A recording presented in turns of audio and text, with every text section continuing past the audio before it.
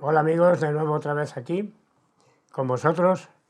En esta ocasión traigo para vosotros un texto que se encuentra en el libro de Juan, capítulo 9, y que habla de un ciego. Dice: al pasar Jesús vio a un hombre ciego de nacimiento, y le preguntaron sus discípulos, diciendo: Rabí, ¿quién pecó, este o sus padres, para que haya nacido ciego?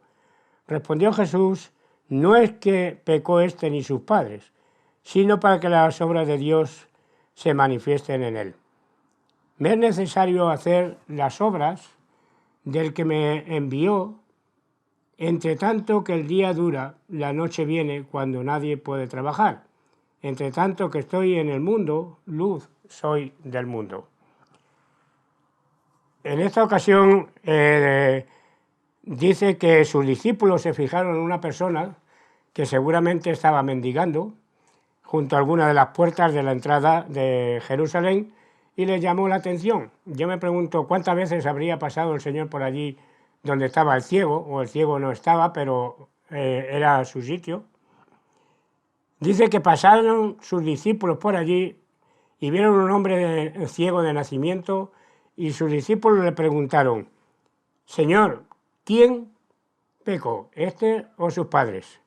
Antiguamente se creía que las enfermedades venían por los pecados que se habían cometido, y entonces tenía que ser muy pecador para que aquel hombre llevara ya un montón de años ciego. Sabemos que la mayoría de edad estaba en los 30 años y hasta entonces dependía de sus padres. Y como vamos a ver ahora, sus padres le contestan a los del Sanedrín mayores preguntarle a él. Pero ¿cuál fue la respuesta del Señor? Como veremos, que estamos muy acostumbrados a criticar a la gente, a ver todos los defectos. Y en una de las ocasiones el Señor le dijo: ¿por qué no quitas la viga que hay en tu ojo antes de ver la paja que está en el ojo ajeno? Y cuando la gente es dada a criticar y vemos todo esto, pues yo me pregunto ¿por qué? Aquel hombre estaba ya por lo menos 30 o 35 años ciego, por lo que vamos a ver después.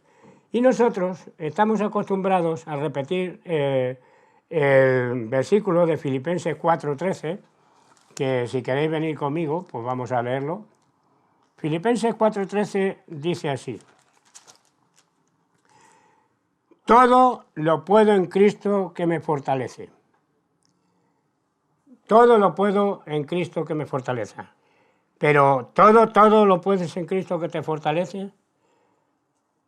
Pero claro, no pensamos en lo malo, sino en lo bueno. Todo lo puedo en Cristo que me fortalece. Y no es así. No es así, porque el siguiente versículo dice: sin embargo, bien hicisteis en participar conmigo en mis tribulaciones. O sea, Pablo no estaba, cuando dijo este versículo, no estaba pasándolo nada bien. Pablo seguramente estaba en la cárcel, y por supuesto las cárceles antiguamente no tenían televisores, no había gimnasios, no había nada de nada, sino estiércol, seguramente tierra mojada, y Pablo no es que lo estuviera pasando la mar de bien. Y nosotros, como niños espirituales, nos hacemos la vista un poco corta y decimos: todo lo puedo en Cristo que me fortalece. Es cierto que con Cristo lo podemos todo, pero todo, hasta las tribulaciones cuando vienen, hasta las enfermedades cuando vienen, porque ¿qué había hecho este hombre si había nacido ciego?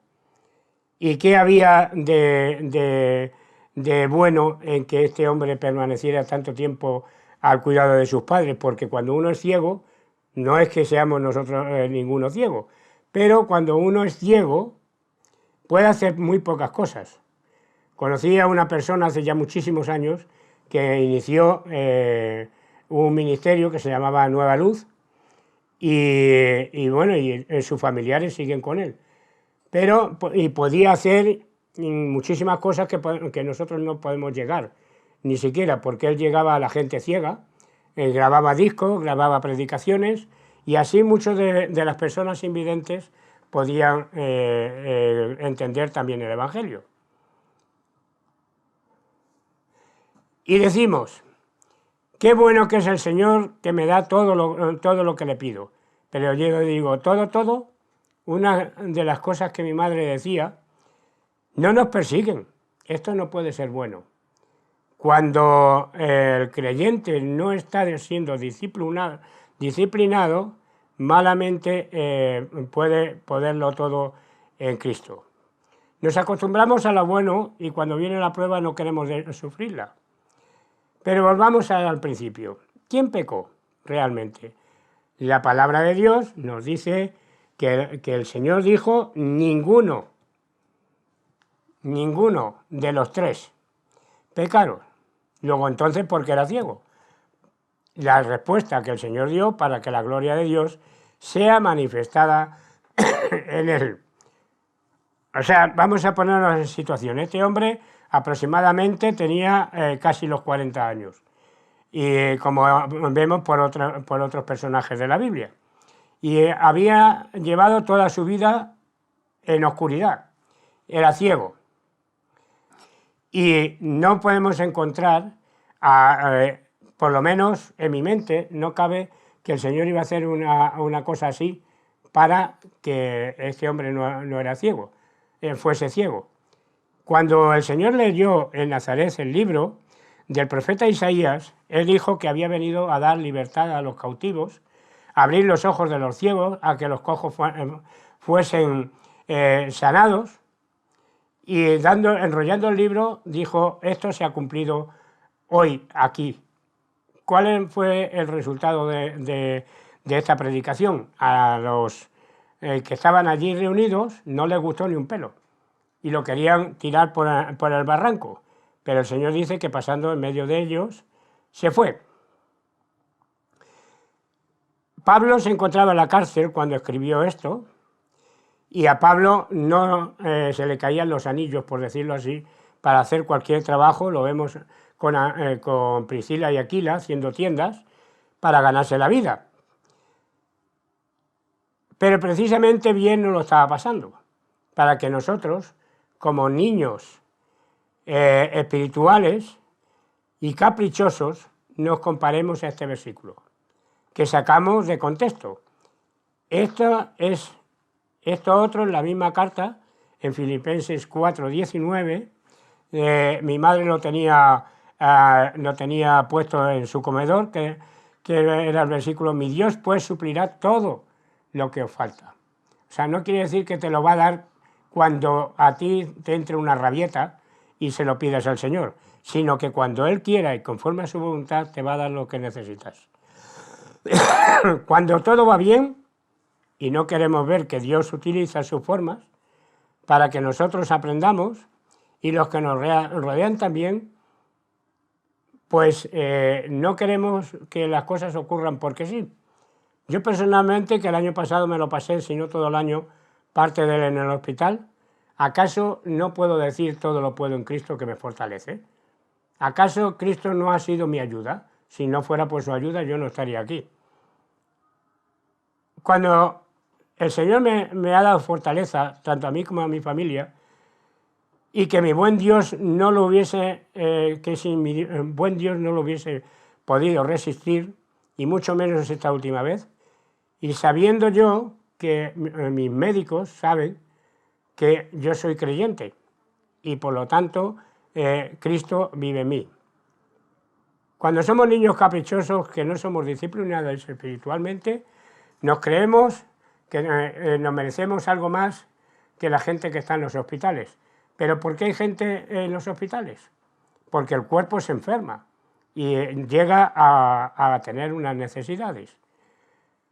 Ahora, en las religiones modernas que están saliendo sanadores, gente que quita las enfermedades, y yo me pregunto, ¿y dónde están ahora? ¿Dónde están ahora que no van a los hospitales y limpian a la gente del coronavirus? ¿Dónde está esa gente que se las da de religiosos y no cuentan con Dios, ni Dios tiene nada que ver en su vida y quitan lo que ellos aseguran? La pregunta, ¿quién pecó? ¿Este o sus padres? Pero no es lo que la Biblia nos dice. Dios al que ama, disciplina. O sea que algo está pasando cuando no está siendo disciplinado. Me pregunto, es la hora de examinar y poner las cosas claras delante de Dios, por si nuestra vida no se corresponde con lo que somos o con lo que decimos. Dios, mi Dios, que siempre me saca reforzado de todas estas situaciones, no es que siempre me está castigando, porque siempre estoy en el hospital, no. Dios no me está castigando, al contrario. Dios me ayuda en las pruebas, que no siempre son pruebas, sino que son enfermedades del cuerpo, porque este se va desgastando. ¿Te has parado a pensar? Si ninguno de los tres pecó, para que naciese ciego, ¿por qué tuvo que estar tanto tiempo ciego? El paralítico de Besaida, del pórtico de Salomón, estuvo 38 años. Y esto lo puedes encontrar en Juan 5, del 1 al 18. Por ejemplo, en Hechos 3, 2, 20, el cojo de la puerta la hermosa. ¿Por qué no lo limpió el Señor? Y le devolvió, el que él pudiera andar. Porque la bendición más grande que tuvo este hombre fue que con su curación el apóstol Pedro anunció a los israelitas libertad a los cautivos y se formó la iglesia, o digamos, no la iglesia, porque la iglesia ya estaba, pero se formó, por decirlo así, la iglesia más grande que había, eran 3.000 personas, sin contar niños y mujeres. 40 años siendo cojo, pero esto desembocó en un avivamiento. De esta situación encontramos que nacieron la iglesia como tal, con sus diáconos y demás. Sin vista, este hombre que hemos tratado, sin vista era poco menos, más que imposible tener un trabajo, ser útil a la sociedad.